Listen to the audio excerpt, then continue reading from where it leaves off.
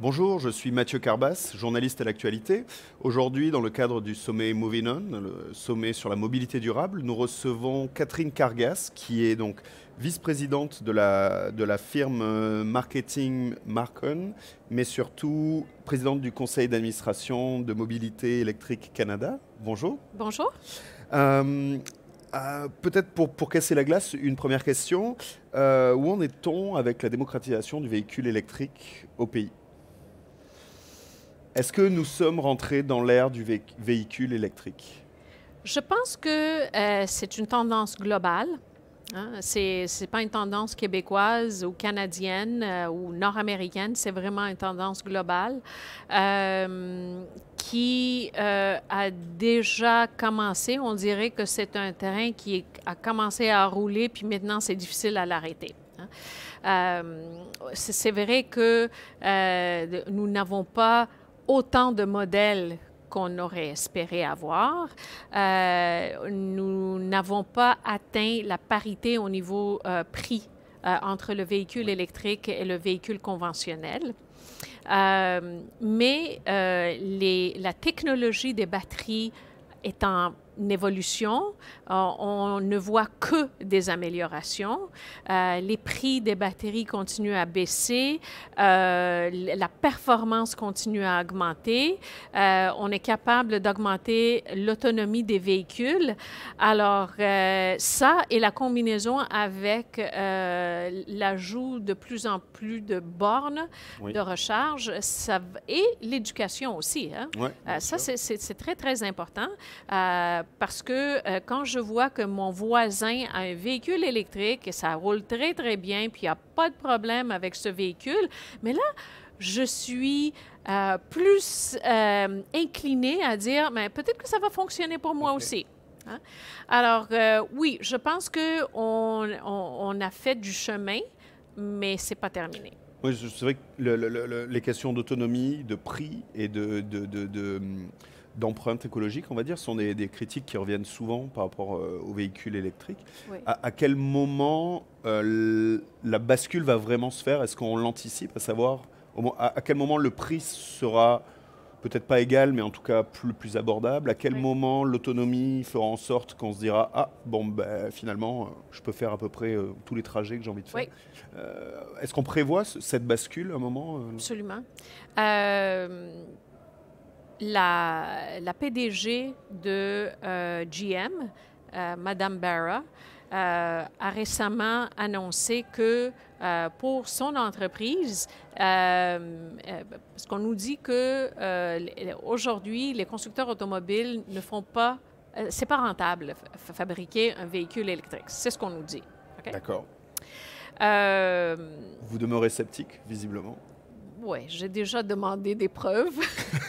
On ne m'a rien donné. Mais écoutez, on nous dit que nous allons atteindre une parité prix entre le véhicule conventionnel et le véhicule électrique chez GM au début des années 2020. C'est demain. C'est demain. Alors, on peut s'attendre à ce qu'un Bolt soit offert à un prix équivalent comme un véhicule thermique comparable. Hein?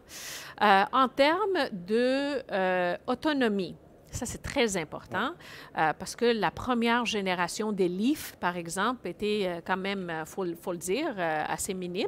Oui. Et dans un climat nordique. Et dans un grand pays en plus. Oui, on voyait des baisses importantes pendant l'hiver. Oui. Aujourd'hui, un Bolt a une autonomie d'environ 400 km. Hein? Le Canadien moyen fait 50 km par jour? Oui. 60 km par jour? Est-ce qu'on est capable de réaliser ces trajets quotidiens sans même arrêter pour brancher le véhicule, même en hiver? Oui. Absolument. On est rendu là. La deuxième génération des Leaf, de plus en plus qu'on voit des véhicules qui proviennent de l'Europe. Puis on nous parle de plus en plus de véhicules à 500 km d'autonomie, à 600 km d'autonomie, puis avec des chimies qui vont nous permettre d'avoir une meilleure performance, même en hiver. Alors, est-ce qu'on est loin? Non. Je ne pense pas qu'on est loin. Nous allons atteindre une place au niveau de l'autonomie et du prix qui va faciliter l'adoption du véhicule électrique par le Québécois moyen. Parce que c'est un reproche qui revient souvent dès qu'on parle de voitures électriques. Il y a des voix qui s'élèvent en disant oui, mais ce sont des innovations qui sont réservées aux plus nantis, aux plus riches, parce que tout le monde ne peut pas se permettre d'acheter un véhicule 30 ou 40 000 $ pour... Oui, c'est pour ça que les incitatifs existent aussi. Hein? Bien sûr. Mais justement, est-ce qu'au niveau des incitatifs, le gouvernement peut aller plus loin en contraignant, par exemple, les fabricants ou en vraiment... Parce que pour l'instant, c'est un incitatif plutôt pour le particulier qui va vouloir acheter un véhicule. Oui. Quel poids peut avoir le gouvernement pour vraiment faire en sorte que les fabricants automobiles favorisent plus le véhicule électrique que le véhicule thermique? Écoutez, ici au Québec, on a un mandat ZEV. Il y a un autre mandat ZEV qui vient d'être introduit à la fin du mois de mai par la Colombie-Britannique. Il y a plusieurs États aux États-Unis qui ont fait la même chose. Il y a des pays en Europe qui commencent à faire à peu près la même chose avec des dates butoirs pour annoncer la fin de la vente des véhicules à combustion interne. Est-ce que le gouvernement pourrait faire encore plus?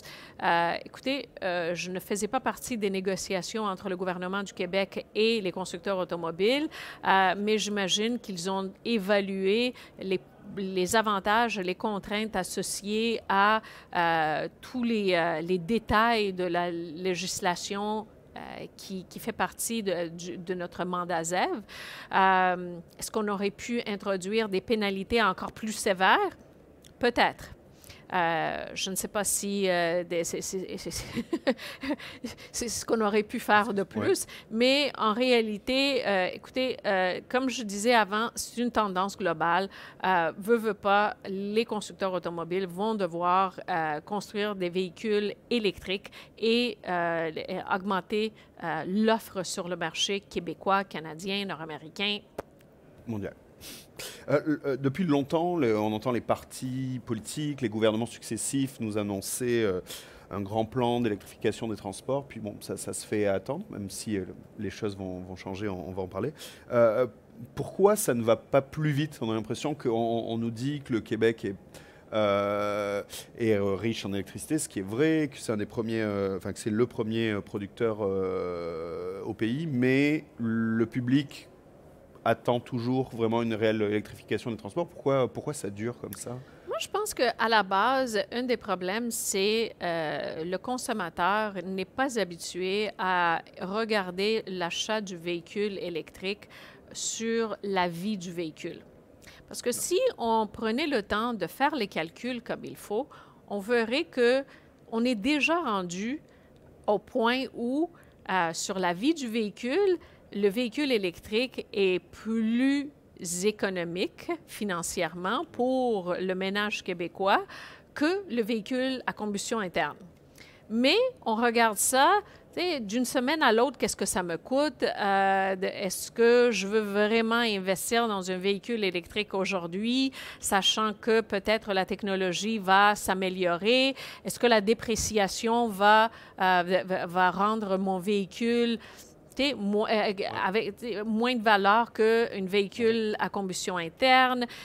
C'est des questions valables que le Québécois se pose, mais je pense qu'à la base, si on prenait le temps de faire les calculs comme il faut, parce que c'est pas seulement qu'on est capable d'épargner au niveau de l'énergie, mais il y a l'entretien du véhicule qui coûte beaucoup moins cher. On est capable ici au Québec d'avoir accès à des primes d'assurance qui sont moins élevées également du côté du véhicule électrique. Alors, quand on commence à regarder tout ça, on se rend compte que finalement, sur la vie du véhicule, je peux économiser en achetant un véhicule électrique aujourd'hui. On parle beaucoup d'auto électrique, mais qu'est-ce qui se passe avec les bus électriques? Pourquoi on n'en voit pas plus? Moi, je suis surpris là, quand je me balade dans la rue de ne pas trouver plus de bus électriques, puisque finalement, ça serait approprié, vu que les bus restent dans une zone métropolitaine, ils pourraient très bien être intégrés à cette transformation. Écoutez, il y a deux philosophies à ça. Hein?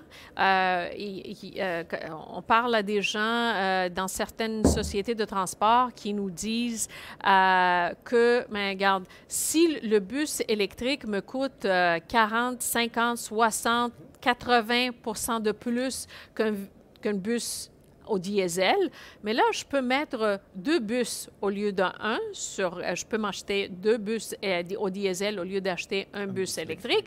Et là, je pourrais bouger plus de gens.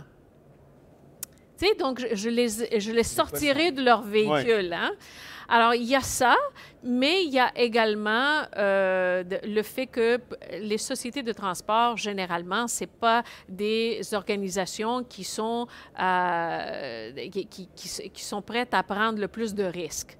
Aujourd'hui, nous voyons que les bus électriques existent dans plusieurs villes à travers le monde, incluant ici au Canada, dans des conditions nordiques. Ces bus ont fait leurs preuves et alors maintenant, on commence à avoir de plus en plus des sociétés de transport qui adoptent et qui commandent les bus électriques. La STM, la STL, la RTL, tout le monde. D'ailleurs, ici au Québec, le gouvernement a déjà annoncé qu'en 2025, c'est la fin de l'achat de bus au diesel. D'accord. Là aussi, c'est demain. Ça va s'en Exactement. Donc, ça s'en vient. Très bien. Il faut juste être un peu patient. Oui, c'est ça. Et donc, pour conclure cette entrevue, je vais juste vous demander en fait qu'on se projette vers 2025, 2050. Est-ce que vous pouvez nous faire un portrait rapide un peu des transports, de ce à quoi va ressembler la ville dans une vingtaine ou une trentaine d'années? Je pense que si on fermait nos yeux puis on les rouvrait 20 ou 30 ans plus tard, on verrait des villes transformée, où la mobilité sera très, très différente de ce que nous avons aujourd'hui. On a des problèmes de congestion et de pollution avec une population qui continue à grandir au Québec, au Canada, partout au monde, une plus grande urbanisation en général. On n'a pas de choix que de changer nos systèmes de mobilité afin de les rendre plus fluide. Hein? Et ça veut dire que plus de partage, absolument beaucoup plus de partage, beaucoup plus électrique, définitivement. Donc, moi, j'ai développé un modèle qui s'appelle Seamless, hein? Shared, Electric, Autonomous, Multimodal. Hein? Donc, la combinaison de ces caractéristiques-là va faire que nous allons avoir un système de mobilité qui va être partagé, électrique, autonome et multimodal. Donc, ça veut dire que je ne prendrai pas un véhicule pour bouger toujours. Ça va être... le système va m'aider à prendre la forme de mobilité qui va être la plus... qui aura une meilleure empreinte écologique. Je pense qu'il faut se rendre là. Une des choses qui va nous aider à se rendre là, c'est une vraie évaluation de ce que ça coûte pour rouler sur 1 kilomètre de route. On ne l'a jamais fait à date. On sait que tout est subventionné, mais on n'a jamais pris le temps d'évaluer combien sont ces subventions-là. C'est le temps de le faire. Et je pense que si on savait ce que ça coûte maintenir ces routes et demander à chaque personne de vraiment payer ce que ça coûte pour utiliser ces routes, là, les gens seront encouragés à prendre le transport en commun de façon...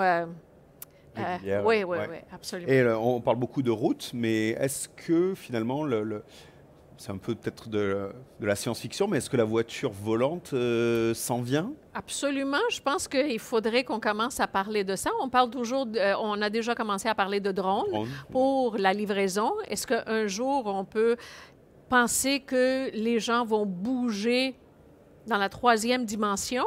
Ça se peut très bien.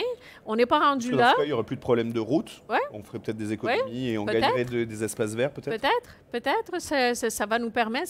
Moi, je pense que de plus en plus, la mobilité et les décisions des villes, parce que pour moi, c'est les villes qui seront les champions de ces changements, les villes vont faire des changements pour améliorer la qualité de vie des citoyens. Alors, est-ce que ça veut dire que nous allons transporter les gens par avion ou des drones humains? Ou des autobus volants, je ne sais pas, mais on verra. Ça se peut. Très bien. Catherine Cargas, je vous remercie. Merci beaucoup. À vous. Merci. Je vous remercie de nous avoir suivis. Catherine Cargas, donc présidente du conseil d'administration de Mobilité électrique Canada. Merci de nous avoir suivis tout au long de ces 3 jours de sommet. Je suis Mathieu Carbas, journaliste à l'actualité, et nous étions partenaires de l'événement Moving On, le sommet sur la mobilité durable. Merci beaucoup et à bientôt.